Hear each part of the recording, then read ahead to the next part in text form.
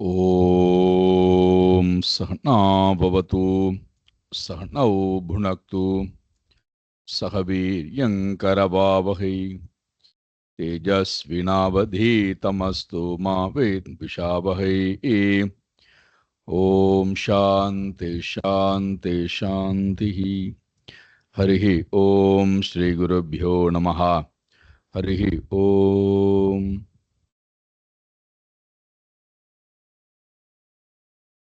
सच्चिदानन्दरूपाय विश्वोत्पत्त्यादिहेतवे तापत्रय विनाशाय श्रीकृष्णाय वयं नमः। जन्माद्यस्य यतोऽन्वयात् इतरतश्चार्तेष्वभिज्ञस्वराट् तेने ब्रह्म हृदाय आदिकवये मुह्यन्ति यत्सूरये तेजो वारिमृदां यथा विनिमयो यत्र त्रिसर्गो मृषा धाम्ना स्वेन सदा निरस्तकुहकं सत्यं परं धीमहि। धर्मप्रोञ्झितकैतवोऽत्र परमो निर्मत्सराणां सतां वेद्यं वास्तवमत्र वस्तु शिवदं तापत्रयोन्मूलनं। श्रीमद्भागवते महामुनिकृते किं वा परैरीश्वरः सद्यो हृद्यवरुध्यतेऽत्र कृतिभिः शुश्रूषुभिस्तत्क्षणात्।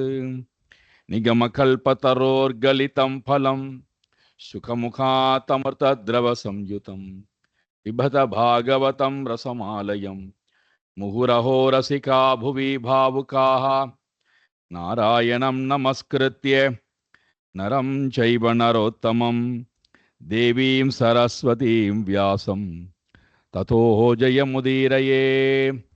देवीं सरस्वतीं व्यासं ततो जयमुदीरये. பஞ்சபூதங்களை தன்னுடைய குருவாக பாவித்தவர். படிப்படியாக சூரியன், சந்திரன், மாடப்புறா, மலைப்பாம்பு, சமுத்திரங்கள், விட்டில் பூச்சி, தேனீ, யானை, தேனெடுப்பவன், மான், மீன், இதெல்லாவற்றையும் முடித்து பிங்களை என்று சொல்லக்கூடிய தாசி வரை தன்னுடைய குரு தத்துவமாக பாவிக்கிறார். அவதூதர் என்று சொல்லக்கூடிய இந்த ஞானி என்னென்னெல்லாம் தான் கற்றுக்கொண்டேன் அவைகளிடத்திலிருந்து, அதுதான் இங்கே முக்கியமானது.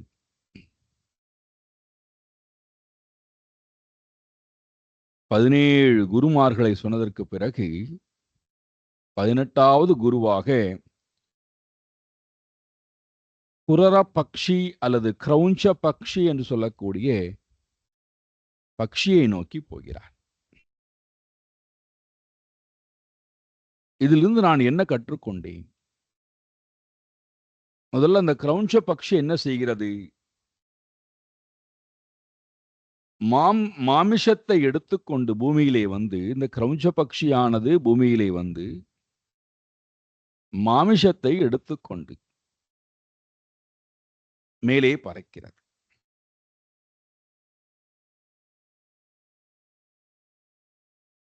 தன் காலடியிலே அல்லது தன்னுடைய அழகிலே மாமிஷமானது நிரம்பி இருக்க, மாமிஷம் இல்லாத மற்ற கிரௌஞ்ச பட்சிகள் எல்லாம் அந்த மாமிஷத்துடன் கூடியிருக்கக்கூடிய கிரௌஞ்ச பட்சியை பலம் உடையதாக தாக்குகிறது.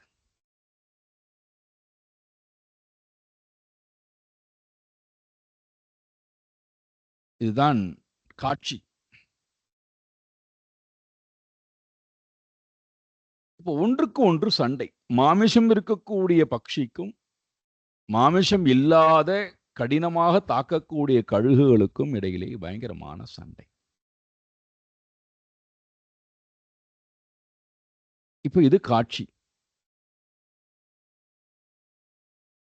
எதனால் தான் துன்பப்படுகிறோம்? கிரௌஞ்ச பக்ஷி எண்ணுகிறது, எதனால் தான் துன்பப்படுகிறோம்? தன் காலடியிலே பிடியிலே இருக்கக்கூடிய மாமிசத்தினால் தானே நாம் கஷ்டப்படுகின்றோம். அதை விட்டுவிட்டால் எப்பொழுது அந்த எண்ணம் அதற்கு வருகிறதோ, ஆனால் அவ்வளவு சுலபத்திலே இது விடுவதற்கு தயாராகவும் இல்லை. இதை நான் விட்டுவிட்டால் எனக்கு வேறு எங்கிருந்து உணவு கிடைக்கும்? யார் எனக்கு உணவு கொடுப்பார்கள்? அந்த போராட்டம் வேற மனதிலே ஓடுகிறது. கஷ்டப்பட்டு நான் ஒரு உணவை தேடினேன். இப்ப இந்த உணவானது என் காலடியிலே இருக்கிறது, பிடியிலே இருக்கிறது. இதை விட்டுவிட்டால் எனக்கு யார் உணவு கொடுப்பார்கள்? மீண்டும் நான் உணவுக்காக பறக்க வேண்டுமே, போராட வேண்டுமே. இந்த எண்ணம். சரி, எப்படியாவது இந்த தடைகளிலிருந்து மீண்டு விடலாம். எத்தனை மணி நேரம் தான் இவர்களுக்கு ஒத்துவார்கள் பார்க்கலாம். நாமும் போராடி பார்ப்போம் என்று போராடுகின்றது. ஆனால் அதுவா ஒரு அடி கூட ஆகாயத்திலே மேலே ஏற முடியவில்லை. ஏன்னா எல்லா கழுகுகளும் பலவந்தமாக கொத்துகின்றது மாமிசம் உடைய இந்த கிரௌஞ்ச பக்ஷியை. இப்ப இதற்கு தன் காலடியிலே பிடியிலே இருக்கின்ற மாமிச துண்டும் வேண்டும். தனக்கு எந்த விலங்குகளிடத்திலுமிருந்தும் பறவைகளிடத்திலுமிருந்தும் ஆபத்தும் வரக்கூடாது. தான் மேலும் பறக்க வேண்டும். சுதந்திரமாக தான் இடையூறு இல்லாமல் ஆகாயத்திலே பறந்து போய் இந்த உணவை நான் மட்டும் சாப்பிட வேண்டும்.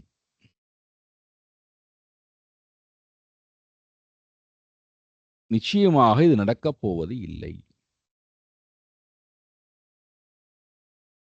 இதற்கு நடுவிலே தான் எடுத்துக்கொண்டே இருக்கக்கூடிய முயற்சி இருக்கல்லவா, அது மற்ற பட்சிகளினாலே கொத்தப்பட்டு, கடிக்கப்பட்டு, அடிக்கப்பட்டு, துன்புறுத்தப்படும் போது தன்னுடைய இறக்கைகள் எல்லாம் முறிந்து போகக்கூடிய காட்சி. உடம்புல எல்லாம் அந்த கழுகுனுடைய அலகுகள் பற்றதனாலே ஏற்பட்ட காயங்கள், இரத்தங்கள். தன்னால் மேலே பறக்க முடியவில்லையே, இடையூறுகள் இருக்கின்றதே என்கின்ற அந்த மனதிலே ஏற்பட்ட சோர்வு, உடலில் ஏற்பட்ட தடை, சோர்வு, காயங்கள் இதெல்லாம் சேர்ந்து தான் உயிர் வாழ வேண்டுமா? அல்லது இந்த அல்பமாக இருக்கக்கூடிய மாம்சத்துண்டை நான் சாப்பிட வேண்டுமா? எது முக்கியம்? நான் உயிர் வாழ்வது முக்கியமா? அல்லது இந்த மாமிசத்துண்டை சாப்பிடுவது? நான் உயிருடன் இருந்தால்தான் இந்த மாமிசத்துண்டை சாப்பிட முடியும். நான் உயிருடன் இல்லாத போது, ஆரோக்கியமாக இல்லாத போது இந்த மாமிசத்துண்டை என்னால் சாப்பிட முடியாது.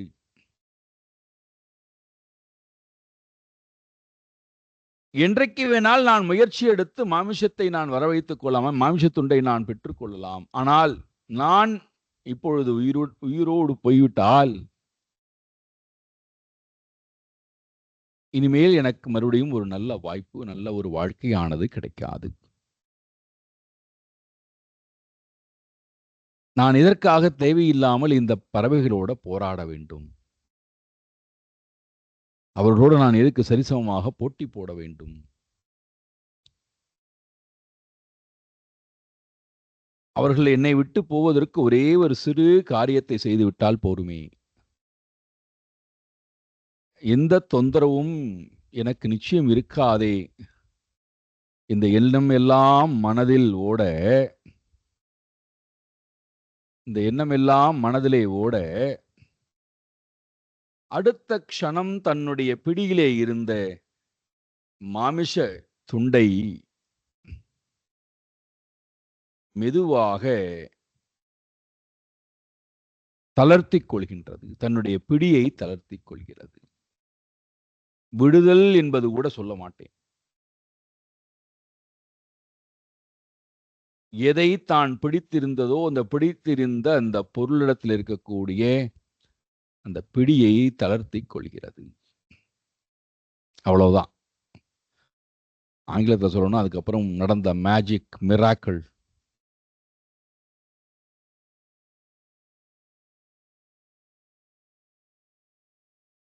எந்த பட்சிகள் எல்லாம் மேலே போக விடாமல் கொத்திக் கொண்டிருந்ததோ அந்த பட்சிகள் எல்லாம் வேகமாக பூமியை நோக்கி மாமிசத்துண்டை நோக்கி பறக்க ஆரம்பித்ததாம். அதுவரைக்கும் அந்த குரத பட்சியை கொத்திக் கொண்டிருந்தது. காரணம் அந்த மாமிச பிண்டத்தை எடுத்துக் கொள்வதற்கு. இப்பொழுது மாமிச பிண்டம் அந்த புரத பட்சி இடத்திலே இல்லை என்று தெரிந்து கொண்டதற்கு பிறகு இனிமேல் இதோடு நமக்கு என்ன உறவாடல் வேலை? நமக்கு தேவையான பொருள் கீழே பூமியிலே போய்கொண்டிருக்கிறது. அதை எப்படி யார் முதலில் பற்றி சாப்பிடுவது?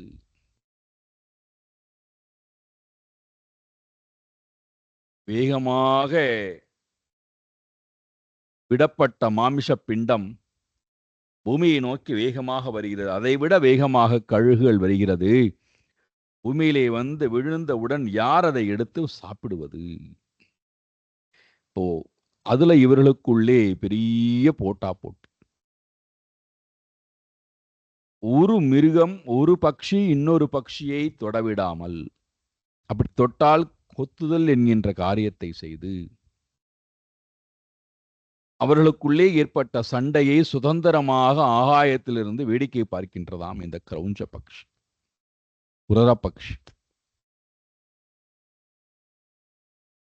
நாம் இதற்குத்தானே ஆசைப்பட்டோம். ஆனந்தம் வேண்டும் என்பதற்குத்தானே ஆசைப்பட்டோம். அந்த ஆனந்தமானது எந்த தடையும் இல்லாமல் பெற வேண்டும் என்றுதானே ஆசைப்பட்டோம். அந்த ஆனந்தமானது எந்த விதமான நிமித்தமும் இல்லாமல் வர வேண்டும் என்றுதானே ஆசைப்பட்டோம். அந்த ஆனந்தமானது யாராலும் கொடுக்கப்படாமல் தன்னிடத்திலிருந்தே வர வேண்டும் என்றுதானே ஆசைப்பட்டோம். அந்த ஆனந்தமானது காலத்தால், இடத்தால், வஸ்துவால் ஒரு வரையறைக்கு உட்பட்டு கிடைக்காத முழுமையான ஆனந்தமாக வர வேண்டும் என்றுதானே ஆசைப்பட்டோம். இப்பொழுது நான் அந்த ஆனந்தத்தை அனுபவிக்கின்றேன். ஆனால் என்னால் விடப்பட்ட அந்த மாமிசம் இப்போ மற்ற ஜீவராசிகளுக்கு, மற்ற பட்சிகளுக்கு எவ்வளவு வேதனையை கொடுக்கிறது, எவ்வளவு சண்டை போடுகிறார்கள். இந்த பிணத்துக்காக இவ்வளவு சண்டையா?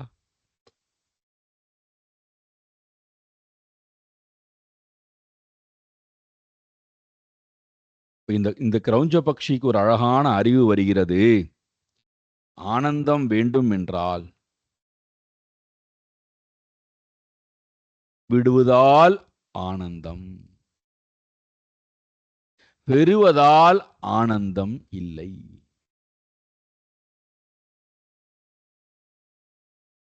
விடுவதால் ஆனந்தம், பெறுவதால் ஆனந்தத்தை இழக்கிறேன். இதை நான் இந்த குரர பட்சியிடத்திலிருந்து கற்றுக்கொண்டேன் என்று அவதூதர் சொல்றார். என்ன அழகான செய்தி! விடுவதால் ஆனந்தம், பெறுவதால் ஆனந்தத்தை இழக்கிறேன்.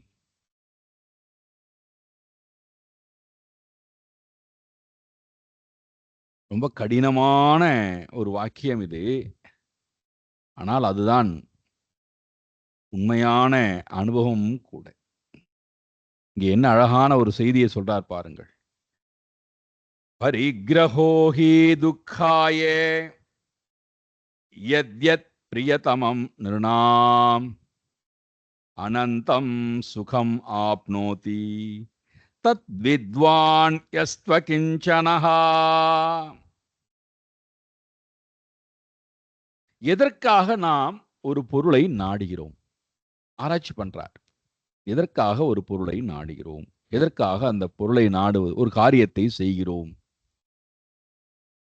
ஒரு கேள்வி கேட்கணும் இல்லையா? எதற்கு நான் பொருளை நாடுகிறேன்? எதற்காக அதற்காக ஒரு காரியத்தை செய்கிறேன்? எதற்காக அந்த பொருளின்பால் நான் ஆசை கொள்கிறேன்? எதற்கு அந்த பொருளிடத்திலே போய் சங்கல்பம் வைக்கிறேன்? என்ன அவசியம்?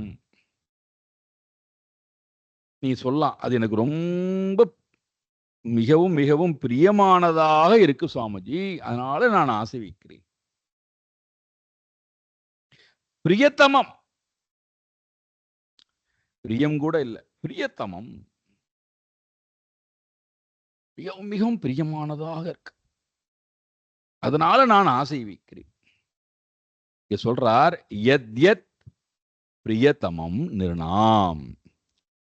எதிலெதிலெல்லாம் மனிதர்களுக்கு ரொம்ப பிரீத்தியானது, பிரியமானது இருக்கிறதோ, அது எது வேணா இருக்கலாம். இது பிரியமானது, விரும்பத்தகுந்தது அப்படின்னு ஒரு ஒரு எண்ணத்தை மனதிலே கொண்டு விட்டானேயானால், யத்யத் பிரியதமம் நிருணாம், மனிதர்களுக்கு ஏன் உனக்கு அதன் மேல் பிரியம்? ஏன் மற்ற பொருளிடத்திலே உனக்கு பிரியம் இல்லை? உலகத்துல எவ்வளவோ இருக்குல்லவா, அதுல ஏன் உனக்கு பிரியம் இல்லை? இதுல மட்டும் உனக்கு ஏன் பிரியம்? சரி, பிரியம் இருந்து விட்டு போகட்டும். அதை ஏன் உன்னுடன் வைத்துக் கொள்ள வேண்டும் என்று நினைக்கின்றாய்?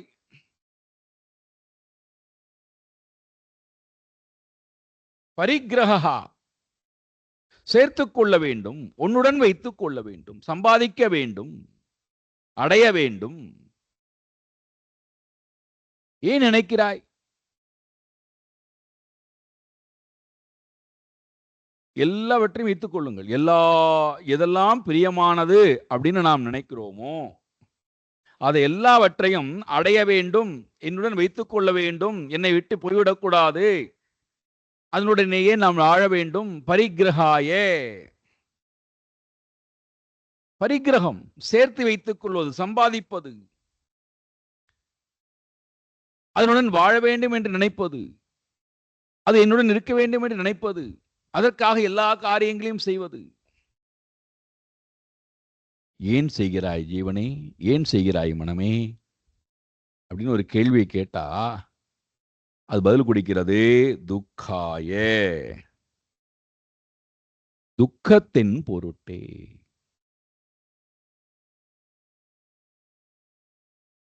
அடிப்படை நோக்கம், நம்முடைய வாழ்க்கையில் அடிப்படை நோக்கம், ஒன்றிடத்திலே நான் பிரியம் வைத்து அதை நான் அடைய வேண்டும், சம்பாதிக்க வேண்டும், அதை தக்க வைத்துக் கொள்ள வேண்டும், அதை என்னுடன் இருக்க வேண்டும் என்று நான் நினைப்பதற்கு காரணமே துக்காயே. துக்கத்தின் பொருட்டுத்தான் துக்கமானது என்னிடம் ரொம்ப அதிகமா இருக்கு. அதனால என்ன பண்றேன், அந்த துக்கத்திலிருந்து விடுபடுவதற்கு விதவிதமான சாதனங்களை, புத்திர, கலத்திர, மித்திர, தேக, கேக, அஸ்வ, கஜ, என்னெல்லாம் உண்டோ எல்லாம் சேர்த்துக் கொள்ளுங்கள்.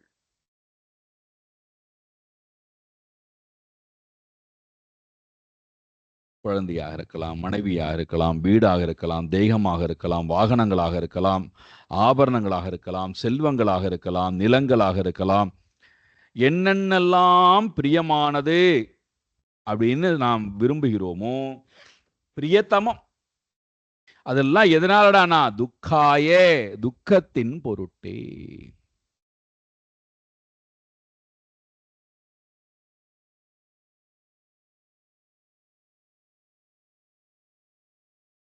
துக்கத்தின் பொருட்டு.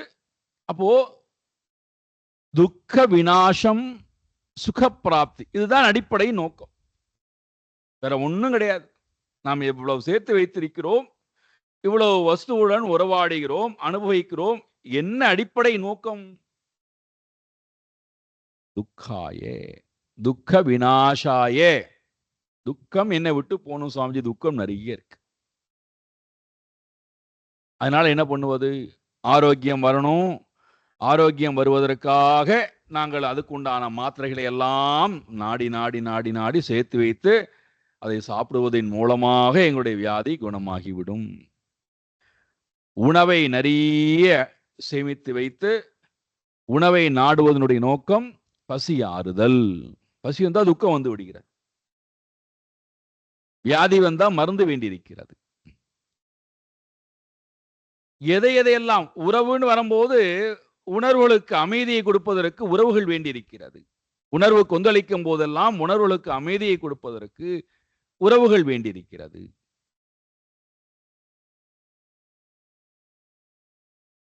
அறிவு எப்பொழுதெல்லாம் பேதலிக்கின்றதோ அறிவுக்கு தீனி போடுவதற்கு அறிவு சாதனங்கள் வேண்டியிருக்கிறது. இப்படி எதையெல்லாம் நாடுகிறோம்.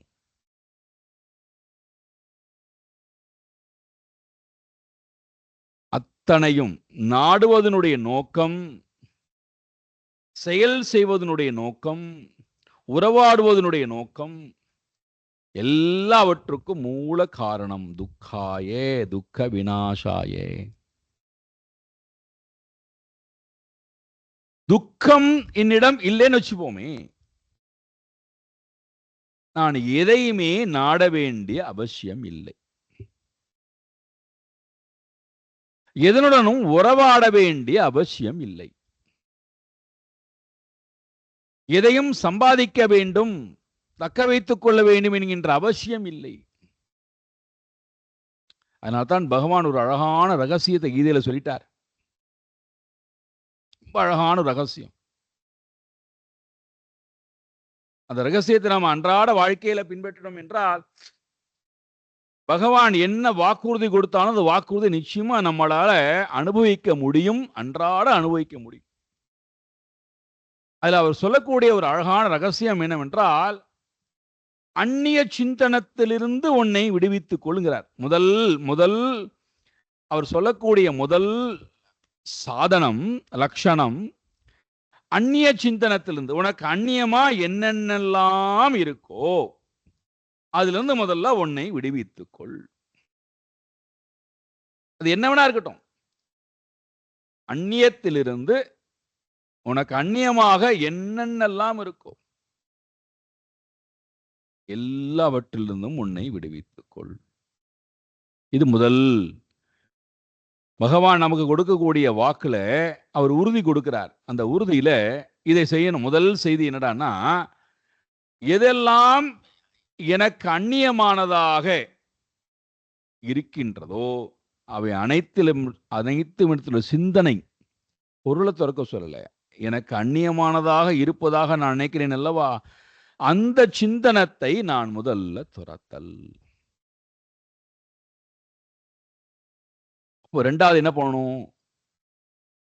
எது உன்னுடனேயே இருக்கிறதோ, எப்பொழுதும் மாறாமல் உன்னுடனேயே இருக்கிறதோ, அந்த ஒரு பொருளை 24 மணி நேரமும் 366 நாள் நினைத்துக் கொண்டே இரு.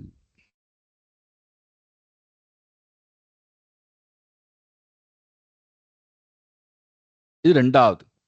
அனன்யாச்சிந்தயந்தா யோ மாம், மாம் யார், என்னை, யஹா என்னை, யார், மாம் என்னை, அனன்யா சிந்தயந்தா. அனன்யம், அந்நியம் என்றால் இறைவனுக்கு விரோதமானது. இறைவனுக்கு விரோதமானது என்னது? 3 குணங்கள். 3 குணத்திலிருந்து வந்திருக்கூடிய ஈஸ்வர தத்துவம், பிறகு ஜீவ தத்துவம், பிறகு ஜகத். இந்த 4ஐயும், மாயா, ஈஸ்வரன், ஜீவன், ஜகத், இந்த 4ஐயும் நினையாமை. மாயா, ஈஸ்வரன், ஜீவன், ஜகத், இந்த 4ஐயும் நினையாமை. இதெல்லாம் என்னதுன்னா அந்நியம், இறைவனுக்கு அந்நியமானவை. அப்போ அனன்யம் என்று வரும்போது ந அந்நியகா, இந்த 4ம் இல்லாமல் இறைவனை மட்டுமே, பிரம்மனை மட்டுமே சிந்தையந்தகா யஹா, யார் ஒருவன் இடைவிடாமல் அந்த ஸ்வரூபத்தையே சிந்தையந்தகா சதா எண்ணிக்கொண்டே இருக்கிறானோ. எண்ணுதல் மட்டுமல்ல, அனன்யாச்சிந்தயந்தகா பர்யுபாசத்தை, யாரொருத்தன் என்னை தியானித்துக் கொண்டே இருக்கிறானோ, ஏ ஜனாகா பர்யுபாசதே, அவர்கள் என்னை எப்பொழுதும் நாடிக்கொண்டே இருக்கிறார்கள், தியானித்துக் கொண்டே இருக்கிறார்கள். இப்ப இதை சொன்ன உடனே உங்க மனசுல விதவிதமான கேள்விகள் எல்லாம் எழும். இறைவனையே நான் எண்ணிக்கொண்டிருந்தால் அப்ப என் பொழப்பை யாரு பார்ப்பது? என் குடும்பத்தினுடைய தேவையெல்லாம் யார் பூர்த்தி செய்வது? அதுதான் வந்தோம். இப்போ அங்கிருந்து இங்க வந்தோண்டான்னா, எது எனக்கு பிரியம் என்று நினைக்கின்றோமோ அது எதற்காக நான் பிடித்து வைத்திருக்கிறேன்? துக்க விநாசாய. துக்கத்திலிருந்து என்னை விடுவிக்கும் என்பதற்காக நான் பரிகிரகா சேர்த்து வைத்திருக்கிறேன். திரும்ப திரும்ப அதையே நாடிக்கொண்டும் இருக்கிறேன். பாதுகாப்பதிலிருந்து ஆரம்பித்து, சேர்ப்பதிலிருந்து ஆரம்பித்து, செலவிடுவதிலிருந்து ஆரம்பித்து, பங்கிட்டு கொடுப்பதிலிருந்து ஆரம்பித்து, சிந்தனை முழுக்க அதுக்கு பின்னாடியே போகிறது. செயல் முழுக்க அதற்கு பின்னாடியே போகிறது. ஆயுள் முழுக்க அதற்கு பின்னாடியே போகிறது. ஆரோக்கியம் முழுக்க அதற்கு பின்னாடியே போகிறது. அறிவு முழுக்க சிதைக்கப்படுகிறது. மனம் சதா நொந்து போகிறது.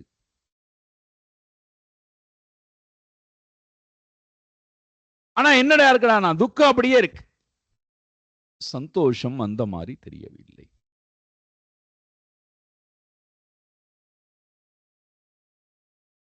இப்ப எங்க சந்தோஷத்துக்கு மருந்து என்ன?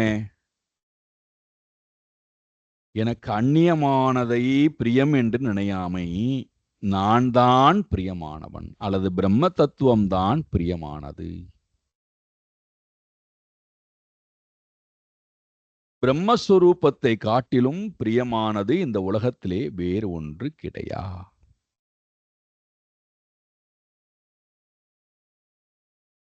இப்ப அந்த எண்ணத்துல, அந்த அறிவுல எனக்கு உறுதிப்பாடு இருந்துன்னு வச்சுப்போமே, மாறாத உறுதிப்பாடு இருந்துன்னு வைத்துக் கொள்ளுங்கள். அப்பேற்பட்டவர்கள் இந்த உலகத்துல வாழ்ந்துதான் ஆகணும்.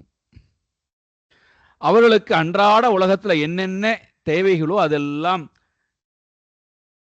நிறைவேற்றப்பட்டுத்தான் ஆக வேண்டும். ஆனா அப்படி வரும்போது அவர்களுக்கு என்ன வந்து விடாதுடான்னா, இது பிரியமானது, இது நன்மையை கொடுக்கக்கூடியது, இது துக்கத்திலிருந்து விடுவிக்கக்கூடியதுன்னு ஒரு பெரிய பட்டியலை போட்டுக்கொண்டு வாழ்க்கையினுடைய நம்முடைய செயல்பாடுகள், எண்ணங்கள் எல்லாவற்றையும் விரிவடைய வைத்துக் கொண்டே போகிறோம் அல்லவா? அதிலிருந்து என்னை முழுவதுமாக நான் விடுவித்துக் கொள்வேன். காரணம் என்ன? பிரியமானது எனக்கு அந்நியமானதாக இல்லை. பிரியமே என்னுடைய சொரூபம். அந்த சொரூபம்தான் இறைவன். அந்த ஆனந்தம்தான் இறைவன். அதற்கு மேலே ஒரு ஆனந்தம் வெளியிலே இல்லைங்கிற அந்த அனுபவமும் அறிவும் நம்மிடத்திலே உதிக்க ஆரம்பித்து விட்டால், அப்ப நமக்கு என்ன தேவைப்படும்? இப்போ உடலை பாதுகாப்பதற்காக ஒரு சிறு பாதுகாப்பான இடம், ஒரு சிறு இடம், 10க்கு 10 அல்லது 15க்கு 12 ஒரு சிறு இடம், பாதுகாப்பான இடம். இந்த உடம்பு பிராரப்தம் இருக்கின்ற வரைக்கும் இருக்கும். அதுக்கப்புறம் அது கீழே விழுந்துரும். அது கீழே விழுகின்ற வரை அதை போஷாக்கு பண்ணணும். அப்போ அதுக்கு தேவையான உணவிடுதல்.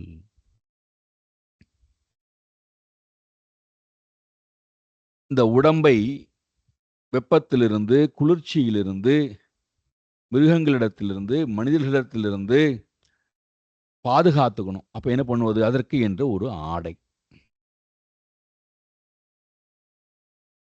இதற்கு மேலே இந்த மூன்றும் பகவான் சொல்றார், உனக்கு என்ன தேவை? இந்த 3 தானே தேவை, இதை நான் தரேங்கிறார் பகவான்.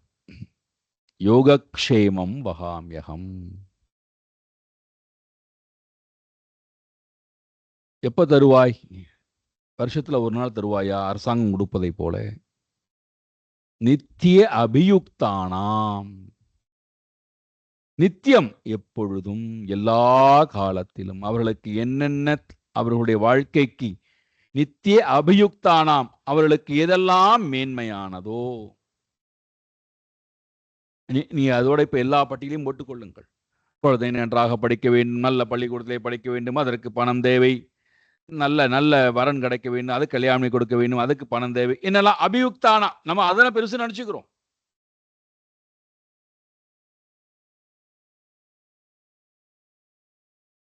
நித்திய அபியுக்தானாம், உனக்கு என்னென்ன அபியுக்தம் என்றால் மேன்மையானது, சிறப்பானது, சந்தோஷத்தை கொடுப்பதாக எதையெல்லாம் நீ நினைக்கின்றாயோ, தேஷாம் நித்திய அபியுக்தானாம், அவர்களுக்கு என்ன தேவையோ, எப்பொழுது தேவையோ, அதை நான் நித்தியமாக யோகக்ஷேமம் வகாமி, அதை நான் கொடுக்கிறேன். யோகம் என்றால் கொடுத்தல், க்ஷேமம் என்றால் காப்பாற்றுதல். காப்பாற்றுபவனும் நானே, கொடுப்பவனும் நானே. ஆனா நான் என்ன பண்ணணும்? 2 காரியம் பண்ணணும். அந்நியத்தை விட்டுவிட்டு அனன்யாகா சிந்தையந்தகா, அவனையே நினைத்து கொண்டிருத்தல். இப்போ இங்க வருவோம். இந்த குரர பக்ஷி தன்னையே நினைத்து கொண்டு தனக்கு அந்நியமாக இருக்கக்கூடிய மாமிஷத்தை இழந்து விட்டுவிட்டது.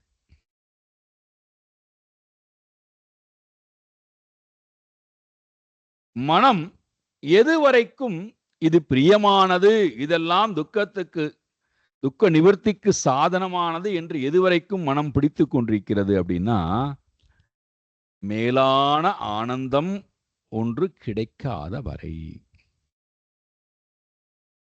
ஒரு பெரிய மாளிகையிலே போய் நீ குடியிருக்க போகிறாய், நிரந்தரமாக குடியிருக்க போகிறாய். அந்த மாளிகை உனக்கே சொந்தமானது, அதுல எல்லா சௌகரியமும் இருக்கிறது அப்படின்னு தெரிந்து விட்டுன்னு வச்சுப்போமே, ஒரு ஆணுக்கோ ஒரு பெண்ணுக்கோ, அதன் பிறகு அவன் குடிசை வாழ்க்கையை விரும்புவானா? அல்லது சாதாரணமாக ஒரு கட்டடத்தில் வாழ்ந்து கொண்டிருக்கக்கூடிய வாழ்க்கையை விரும்புவானா? அதை துறப்பதற்கு ஏதாவது கஷ்டப்படுவானா? ஐயோ, இந்த வீட்டை திறந்து விட்டு நாங்க போக வேண்டியிருக்கிறதா, வழி இருக்கா, வேதனை இருக்கிறதா? எப்போ அந்த வாழ்க்கை முறை கிடைக்கும் என்றுதானே ஏங்கிக் கொண்டிருக்கிறோம்.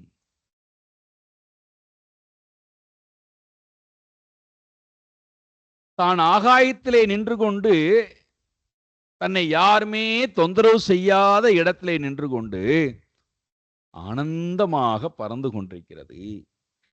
கீழே நடக்கக்கூடிய காட்சிகளை எல்லாம் பார்த்து கொண்டே இருக்கிறது. மாம்சத்திற்காக எல்லா பட்சிகளும் அடித்துக் கொள்கின்ற காட்சி. அப்போ அதுகளுக்கு துக்கம், பசி ஆற வேண்டும் என்கின்ற துக்கம், அதற்காக சண்டை போடுகிறது. எனக்கு இப்ப பசியே இல்லை. பசி போனது காரணம் என்ன? இந்த இடத்துல பசி என்றால் உடல் பசி, பிராணப்பசி, இந்திரிய பசி, மனோபசி, அறிவு பசி, அகங்கார பசி. அறியாமை இருக்கின்ற வரைக்கும் இந்த பசி எல்லாமே நமக்கு ரொம்ப ரொம்ப ரொம்ப பெரிதாக தெரியும். அறியாமை நீங்க நீங்க உண்மை தத்துவம் புலப்பட ஆனந்தம் மட்டுமே இருக்கும், மற்றது எதிலும் நம்முடைய மனம் போகாது. ஆனந்தம் மட்டுமே இருக்கக்கூடிய இடத்திலே எதுவும் நமக்கு தேவைப்படாது.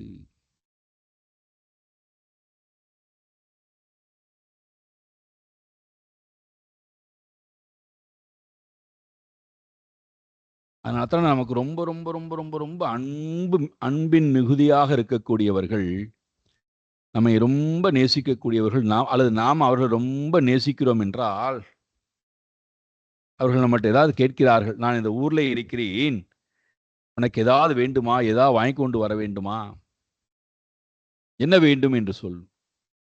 அன்பின் மிகுதியால், நீ மட்டும் வாப்பா, எனக்கு வேற ஒன்றும் வேண்டாம், நீ வருவதுதான் எனக்கு பெரும் சொத்து, உன்னை பார்ப்பது, உன்னுடன் இருப்பதுதான் பெரும் சொத்து, உன்னை தவிர எனக்கு வேறொன்று வேண்டாம்.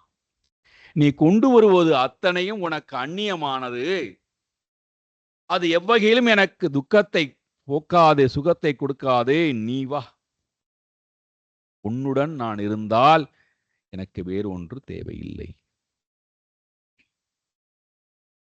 அதேதான்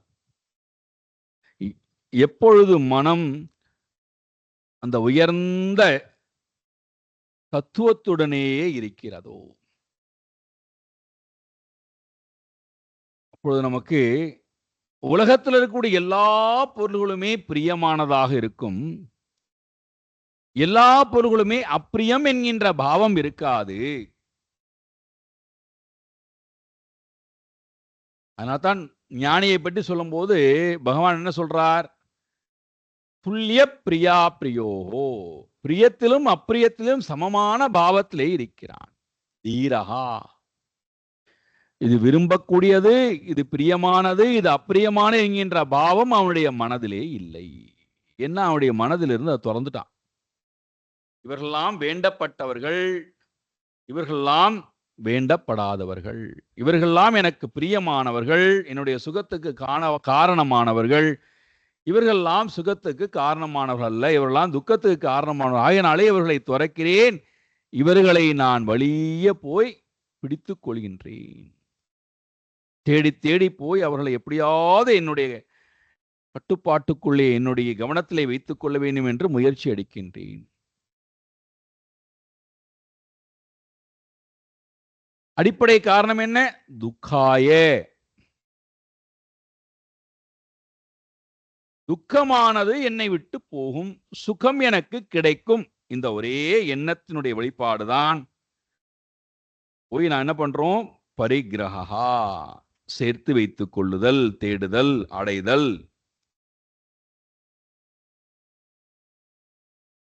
இங்க அடிப்படை நோக்கம் துக்கம் என்பது எதனால் வருகிறது அப்படின்னு முதல்ல புரியணும்.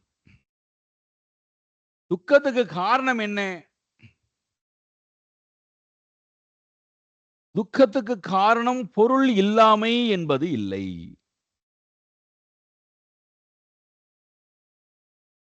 துக்கத்துக்கு காரணம் யாரும் என்னிடத்தில் அன்பு காட்டாமை என்பது இல்லை. துக்கத்துக்கு காரணம் நான் கேட்டதெல்லாம் கிடைக்கவில்லையே என்பது இல்லை. துக்கத்துக்கு காரணம் யாரெல்லாம் என்னிடத்தில் அப்பிரியமா இருக்கிறார்களோ அவரெல்லாம் அழிய வேண்டும் என்கின்ற எண்ணம் அழியாமல் இருக்கிறார்களே, அதனால வரக்கூடிய துக்கமா என்றால் இப்படி ஒன்னொன்னையா சொல்லிக்கொண்டே போனால், ஆரோக்கியம் இல்லையே அதனால துக்கம், பண கஷ்டம் இருக்கிறதே அதனால துக்கம், மன கஷ்டம் இருக்கிறது அதனால துக்கம், உறவுகள் சரியில்லையே அதனால துக்கம், குணங்கள் சரியில்லையே அதனால துக்கம், இப்படி ஒன்னொன்னையா துக்கத்துக்கு காரணம் சொன்னா, துக்கத்துக்கு அடிப்படை காரணம் ஒன்னே ஒண்ணுதான்.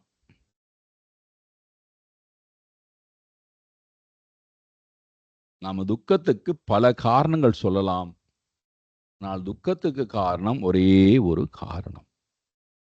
அதனால்தான் ஆங்கிலத்தில் சொல்லுவார்கள், many problems only one solution. நமக்கு 1008 கஷ்டங்கள் இருக்கலாம். இதனால இந்த துக்கம், அதனால அந்த துக்கம், அது சரியில்லை, இது சரியில்லை, என்ன வேணா இருக்கட்டும், ஆனா ஒரே ஒரு மருந்து தான் இருக்கு. many problem with one solution. அது என்னடா சொல்யூஷன்டான்னா, அர்ஜுனனுக்கு அந்த சொல்யூஷன் தான் பகவான் கொடுத்தார். 2வது அத்தியாயத்துல அவன் இந்த சொல்யூஷன் எதிர்பார்க்கவே இல்லை.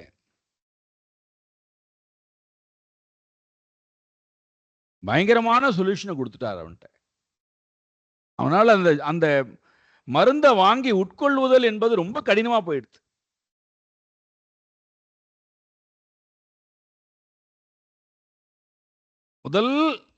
முதல் கொடுத்த மருந்தே நேரடியா வேரோட பிடுங்கி எறிகிற மருந்து. அசோச்சியானன்பசோச்சஸ்துவம் பிரஜாவாதாம்ச்ச பாஷசே கதாசூன் அகதாசூம்ச்சே நானுஷோச்சந்தி பண்டிதாஹா.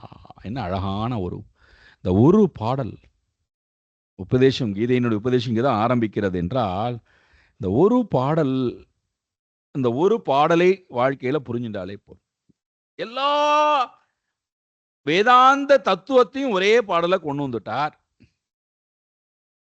என்னென்னலாம் செய்திகள் சொல்ல வர வேண்டுமோ அதெல்லாம் ஒரே பாடல்லையே வந்து விட்டது. மருந்தும் அந்த ஒரே பாடல்லையே இருக்கு. அந்த பாடலோட சம்பந்தப்படுத்தி கொண்டால் கிடைக்கக்கூடிய பிரயோஜனமும் அந்த பாடல்ல இருக்கு. எல்லாமே அதுல இருக்கு. அந்த ஒரு பாடல் புரியாம போகும்போதுதான் நமக்கு அடுத்து வரக்கூடிய பாடல் எல்லாம் படிக்க வேண்டியிருக்கு. ஒவ்வொரு சாப்டரா, ஒவ்வொரு பாடலா தேவையில்லை. அந்த ஒரே ஒரு பாடல் போதும். அசோச்சியான் அன்பசோச்சஸ்துவம் பிரஜாவாதாம்ச்ச பாஷசே கதாசூ நகதாசூம் சே நானுஷோச்சந்தி பண்டிதாஹா. அர்ஜுனா, நீ பெரிய பண்டிதனை போல பேசுகிறாய். பிரக்ஞாவான், நீ பெரிய அறிவாளியை போல பாஷசே நீ பேசுகிறாய். அப்படின்னா என்ன அர்த்தம்? உனக்கு அறிவு இல்லைன்னு அர்த்தம். அறிவு இல்லைன்னு சொன்னா ராஜா அவன் குத்தி கொண்டுருவான். அப்ப என்ன பண்றது? நீ ரொம்ப அறிவாளியை போல பேசுறப்பா. பிரக்ஞாவாதாம்ஷ பாஷசே. உன்னுடைய பேச்சு எப்படி இருக்கு தெரியுமா? ஒரு பிரக்ஞாவான், பிரக்ஞை உடையவனுடைய, மெத்த படித்தவனுடைய, அறிவாளியினுடைய அறிவை போன்று உன்னுடைய அறிவு இருக்கிறது. அப்படின்னா அர்த்தம் உனக்கு அறிவு இல்லடா, முட்டாளேன்னு அர்த்தம். அப்ப அர்ஜுனன் கேட்கிறான், நான் அறிவாளியை போல பேசுறேன் இல்லையா கிருஷ்ணா? ஆமா. அப்போ ஏத்துக்கொள், நான் சொல்வதை ஏத்துக்கொள். பகவான் சொல்றார், அறிவாளி அழமாட்டானேப்பா. அவன் அழமாட்டானே. அசோச்சியான் அன்பசோச்சஸ்துவம். அவனுக்கு சோகமே கிடையாதுடாப்பா. துக்கத்துக்கு ஒரு பொருளுமே இந்த உலகத்துல இல்லையே. வருத்தப்படுவதற்கு இந்த உலகத்துல ஒரு நிமித்தமும் இல்லை. அவனை பொறுத்த மட்டுக்கும் வருந்துதல் என்பது இந்த உலகத்துல இல்லை. அசோச்சியான். ஆனால் நீயோ அழுகிறாய், வருத்தப்படுகிறாய், வேதனைப்படுகிறாய். ஆனால் நீ மெத்த படித்தவர்கள் அழுவது இல்லை. எதை கண்டு? கதாசூன் அகதாசும்ஷ நானுஷோச்சந்தி பண்டிதாக. பண்டிதாக ந அனுஷோச்சந்தி. பண்டிதர்கள், ஞானிகள் ந அனுஷோச்சந்தி, வருந்துவதே இல்லையே அப்பா. அவனுக்கு வருத்தமே இல்லையே. எதை கண்டு? கத ஆசுகு அகத ஆசுகு. உயிர் போனவர்களை குறித்தோ உயிருடன் இருப்பவர்களை குறித்தோ அவன் வருந்துவதே இல்லை. கதாசூன் அகதாசும் நானுஷோச்சந்தி பண்டிதாக. அவன் இருப்பவனை குறித்தும் வருந்துவது இல்லை, போனவனை குறித்தும் வருந்துவதில்லை. நீயோ போனவனை குறித்தும் வருந்துகிறாய், இருப்பவனை குறித்தும் வருந்துகிறாய், வரப்போகின்றவனை குறித்தும் வருந்து கொண்டிருக்கிறாய். அவனுடைய மூடத்தனத்தை என்னன்னு சொல்வது? பண்டிதாகான அனுஷோச்சந்தி. இப்ப இதுல ஒரு பெரிய செய்தியை பகவான் அர்ஜுனனுக்கு சொல்றார். பண்டிதர்கள் அழுவது இல்லை, பண்டிதர்களுக்கு வருத்தம் இல்லைன்னா அப்படின்னா என்ன அர்த்தம்? அறிவு உடையவனுக்கு துக்கம் இல்லை. அறிவு வந்துவிட்டால் அவனுக்கு துக்கம் என்பதே இல்லை. அறிவு இல்லாதவனுக்குத்தான் துக்கம். அப்போ துக்கத்துக்கு காரணம் என்ன?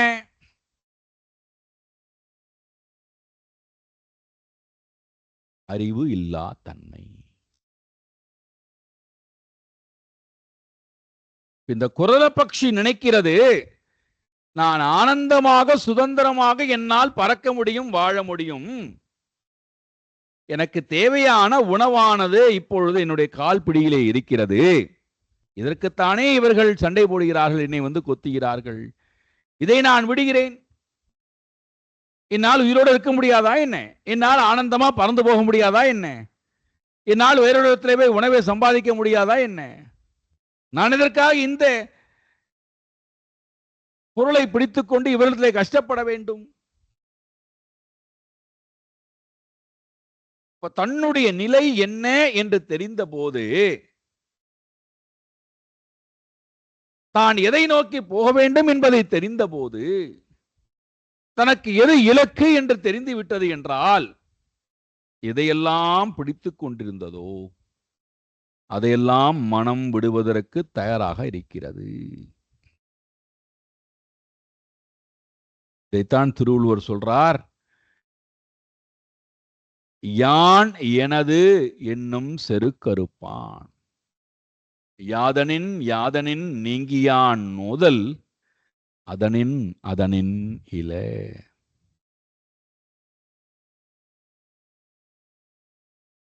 முடிந்தால் இந்த 10 குறளையாவது படித்து பாருங்கள். யாதனின் யாதனின் நீங்கியான் நோதல் அதனின் அதனின் இல. பெரிய ஆராய்ச்சியே பண்ணியிருக்கார். நோதல் வேண்டாம், துன்பம் வேண்டாம்னா என்ன பண்ணுவது?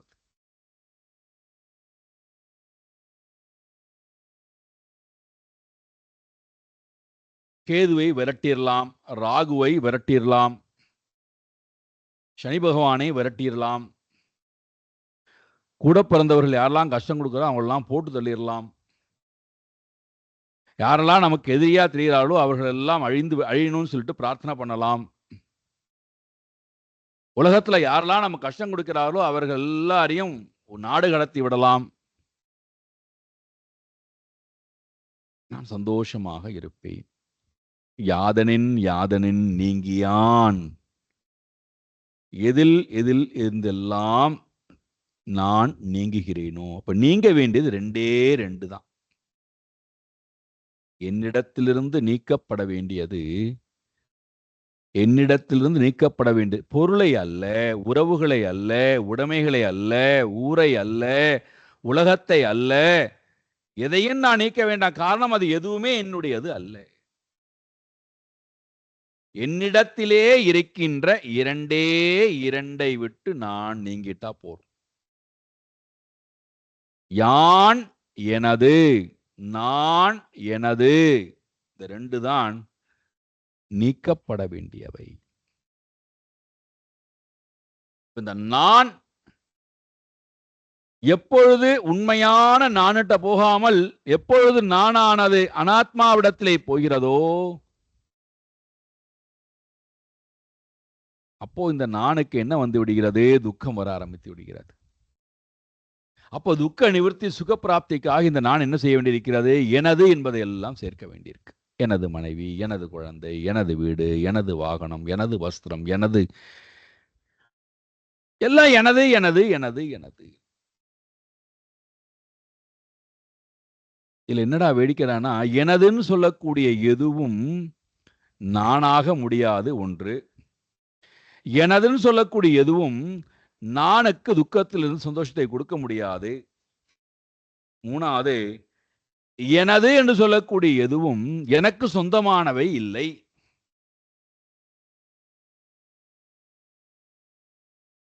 நாலாவது, எனது என்று சொல்லக்கூடியது எதுவுக்கும் என்னை பற்றி அக்கறையும் இல்லை.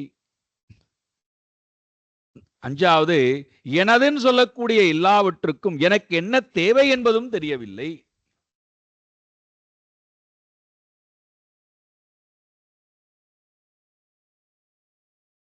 இந்த நான் குறைபாடு உடையதாக, துக்கம் உடையதாக நினைக்கின்றேன். இந்த நானை நான் எதுவரைக்கும் சீராட்டி பாராட்டி வைத்துக் கொண்டிருக்கிறேனோ அதுவரை இந்த நான் உண்மையான நானுடன் போகவே போகாது, போவதற்கு விருப்பமும் படாது, போவதற்கு உண்டான முயற்சியும் எடுக்காது, போவதற்கு உண்டான அறிவையும் தேடாது. எங்கே போய் கிடக்கும்? எனது என்பதிலே போய் விழுந்து அந்த எனதை அதிகப்படுத்திக் கொள்வதிலேயே நாட்டம் உடையதா இருக்கும்.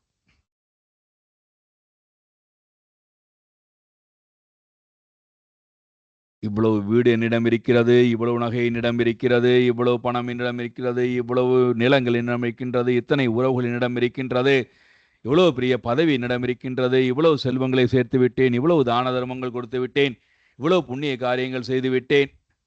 அடே ஒண்ணுமே பண்ண வேண்டாம்ப்பா, சும்மா இருடாப்பா. இது எதுவும் உன்னுடைய துக்கத்தை போக்கப் போவது இல்லை, சுகத்தை கொடுக்க போவது இல்லை, சும்மா இரு.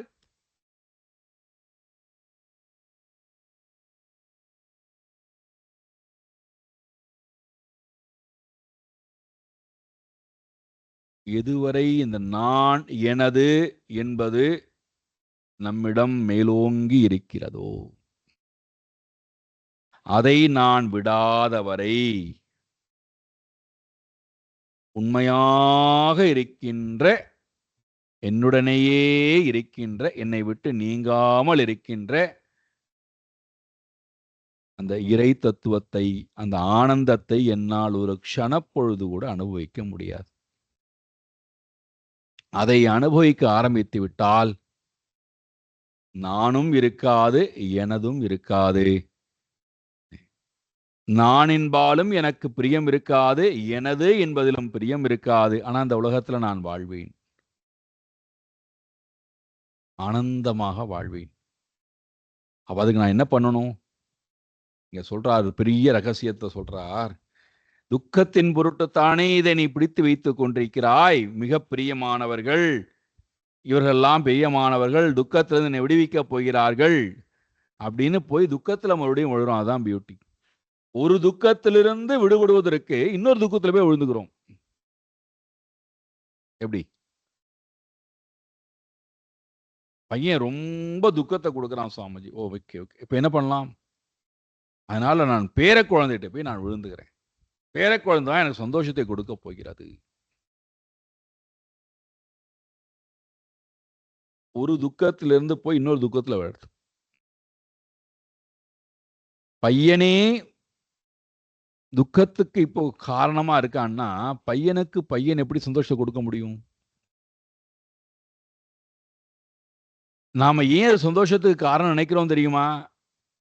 அது அறியாமையில் இருக்கிறதுனால, நம்முடைய குணம் அதுக்கு புரியாததுனால, நம்முடைய செயல் அதுக்கு புரியாததுனால, நமக்கு என்ன தேவை என்பதுக்கு புரியாததுனால, அது அஞ்ஞானத்தில் இருக்கிறதுனால நம்முடைய சந்தோஷத்துக்கு அதுதான் காரணம் நினைக்கிறோம். அது பேச ஆரம்பிக்கட்டும், நம்முடைய எண்ணங்களை அது புரிந்து கொள்ள ஆரம்பிக்கட்டும், நம்முடைய செயல்பாடுகளை அதை புரிந்து கொள்ள ஆரம்பிக்கட்டும், பக்கத்திலே வராது. எதை நான் துக்கத்திலிருந்து விடுவிக்கக்கூடிய சாதனம் நினைக்கிறேனோ அதற்காக ஒவ்வொரு சாதனத்தையாக விரிவடைய வைத்துக் கொண்டே போகிறோமே தவிர துக்கமானது அப்படியே தான் இருக்கு. இந்த வீடு ரொம்ப சின்ன வீடு, வசதிகள்லாம் ரொம்ப குறைவா இருக்கு. அதனால ஒரு பெரிய வீட்டுக்கு போய்விட்டால், எல்லா வசதியும் கூடிய வீட்டுக்கு போய்விட்டால் எல்லா துக்கமும், இப்ப நான் சந்திக்கக்கூடிய எல்லா துக்கமும் போயிடும். ஓஹோ, 200 ரூபாய் இருந்தபோது 300 ரூபாய் துக்கம் இருந்தது. இப்போ 3000 ரூபாய் வருகிறது, 4000 ரூபாய் துக்கம் இருக்கு. 4 லட்சம் ரூபாய் வருகிறது, 5 லட்சம் ரூபாய் துக்கம் இருக்கு. வருடத்துக்கு 1 கோடி ரூபாய் சம்பாதிக்கிறேன், 2 கோடி ரூபாய்க்கு துக்கம் இருக்கு.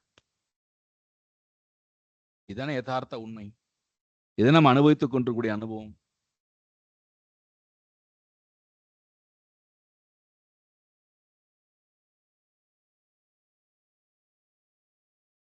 இப்போ உண்மையான சந்தோஷம், மாறாத சந்தோஷம் எதிரானா, எதெல்லாம் என்னுடையது என்னுடையது என்னுடையதுன்னு சொல்கிறேனோ அதை விடுதல், மனதால் விடுதல். எதோட போய் நான் நான் நான் ஒட்டிக்கொள்கின்றேனோ அதிலிருந்தெல்லாம் அந்த நானை விடுதல். அந்த நானை எடுத்து உண்மையான நானிடத்திலே கொண்டு போய் வைத்தல். இப்ப இங்க வந்து ஒரு அழகான சாதனம் கொடுக்கிறார்.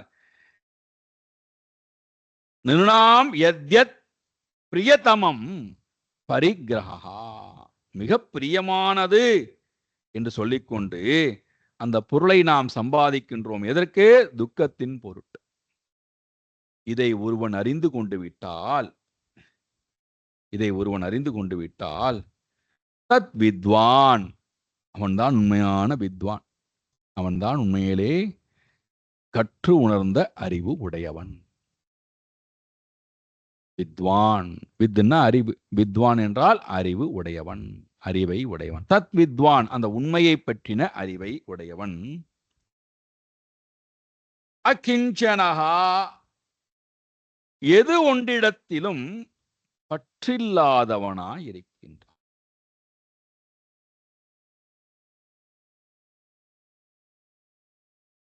எது ஒன்றிடத்திலும் பற்றில்லை. இப்போ எது ஒன்றிடத்திலே பற்றில்லைன்னு அர்த்தம், இந்த ரெண்டிலையும் பற்று இல்லாமல் இருந்தா போதும். நான் எனது, நான் எனது, அவ்வளவுதான். இதை மட்டும் கவனமா இருந்தோம்னா போறோம். நான் என்பது இந்த ஸ்தூல தேகம் வரைக்கும் வருகிறது. அப்போ நான் சொல்லும் போது காரிய கரண கர்த்தா இந்த 3 இடத்திலும் இருந்தும் என்னை விடுவித்துக் கொள்ளுதல். இந்த 3லிருந்து தான் துக்கம் போய் சந்தோஷம் வருங்கிற எண்ணத்திலிருந்து விடுவித்துக் கொள்ளுதல். நான் சொல்லும் போது காரிய கரண, காரியம் என்றால் சரீரம், கரணம் என்றால் மனது, கர்த்தா என்றால் வாசனாமயமாக இருக்கக்கூடிய அகங்காரி ஜீவன். இந்த 3லிருந்தும் இவன் தன்னை விடுவித்துக் கொள்ளுதல், தூக்கி எறிதல். இந்த நான் போயிடுத்துனா எனது எனது என்பது அங்கே இல்லை. நானே இல்லை என்றால் எனது எங்கிருந்து வர முடியும்? நான் வரும்போதுதான் இந்த 3க்கும் தீனி போட வேண்டியிருக்கு. ஸ்தூல சரீரத்துக்கு தீனி போட வேண்டியிருக்கு, சூக்ஷ்ம சரீரத்துக்கு தீனி போட வேண்டியிருக்கு, காரண சரீரத்துக்கு தீனி போட வேண்டியிருக்கு. அப்போ வெளி உலகத்தை நோக்கி போய் எனது எனது எனது எனது ஒட்டிக்கிறோம். போய் இந்த நான் போய் ஒட்டிக்கிறது. போய் நானே இல்லை என்றால் நான் ஆசைப்பட வேண்டியதில்லை, நான் பாசம் வைக்க வேண்டிய அவசியம் இல்லை, நான் அபிமானம் கொள்ள வேண்டிய அவசியம் இல்லை. நானும் இல்லை, எனதும் இல்லை. நான் எனது என்பதை யாரொருத்தன் துறக்கிறானோ, அகிஞ்சனகா பற்று இல்லாதவனா, உண்மையிலேயே நீங்க வேண்டிய பற்று உலகத்தை துரத்தல் அல்ல, உடைமைகளை துரத்தல் அல்ல, நான் எனதை துரத்தல். அதனால்தான் அந்த பிடியை விட்டான்னு சொன்ன போது அவன் தளர்த்தி கொண்டான். நான் எனது எப்பொழுது நம்மிடத்திலிருந்து தளர்ந்து போகிறதோ,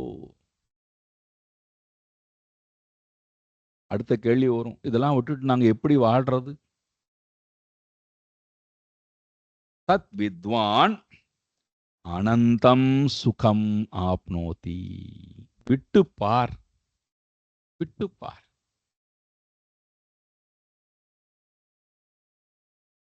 என்ன கிடைக்கும்? அனந்தம் சுகம். அப்போ அதிலேயே பாருங்கள், எதெல்லாம் நம்மால் அடையப்பட்டதுன்னு நினைக்கிறோமோ, இதெல்லாம் நமக்கு உரியதுன்னு நினைக்கிறோமோ, நமக்கு பிரியமானது நினைக்கிறோமோ, நமக்கு துக்கத்திலிருந்து சுகத்தை கொடுக்கும் நினைக்கிறோமோ, அதெல்லாம் அந்தம் சுகம். அந்தம் என்றால் முடிவு. ஒரு காலத்துக்கு உட்பட்டு அது நமக்கு சுகத்தை கொடுக்கிறது. ஒரு இடத்துக்கு உட்பட்டு அது நமக்கு சுகத்தை கொடுக்கிறது. ஒரு வஸ்துவுக்கு உட்பட்டு அது நமக்கு சுகத்தை கொடுக்கிறது. அந்த இடத்தை விட்டு நகர்ந்து போயாச்சுனாலே அந்த சுகம் போயிடும். அந்த அந்த பொருளை விட்டு விட்டு போனாலே சுகம் போயிடும். அந்த காலத்துல நாம இல்லைனாலும் சுகம் கிடைக்காது. அப்போ எல்லாமே அந்தம் சுகம், முடிவுறுகின்ற சுகத்துக்கு சொந்தக்காரர்கள். ஆனா இப்போ எப்பொழுது நான் விட்டுவிட்டு நான் எனதை விட்டு விட்டேனோ, அப்பொழுது எனக்கு கிடைக்கிற லாபம் என்ன? அனந்தம் சுகம் ஆப்னோதி. முடிவில்லாத பேரானந்தத்தை, பெரும் சுகத்தை இவன் தனக்குள்ளேயே அனுபவிக்கிறான். விடு, சுகம் கிடைக்கும். பெற்றால் துக்கப்படுவாய். இதுதான் இந்த குருவிடத்திலிருந்து கிடைக்கக்கூடிய செய்தி. ஓம் பூர்ணமத பூர்ணமிதம் பூர்ணாத் பூர்ணமுதச்யதே பூர்ணஸ்ய பூர்ணமாதாய பூர்ணமேவாவசிஷ்யதே. ஓம் சாந்தி சாந்தி சாந்தி. ஹரி ஓம் ஸ்ரீ குருभ्यो நமः. ஹரி ஓம்.